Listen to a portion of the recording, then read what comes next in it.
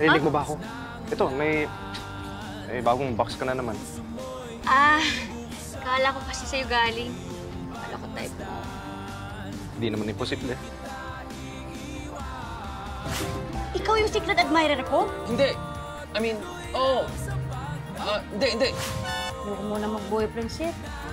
Ano yun, mag-boyfriend lang ako para may katulong ako sa mga problema, sa gastusin, para may kadamay ako. Iris-iris mo na yung love life sa akin, sir. Sige. Sa'yo na to. Ay, thank you, Miko. Ang sweet mo talaga. Una na ako. Ingat. Okay, ingat.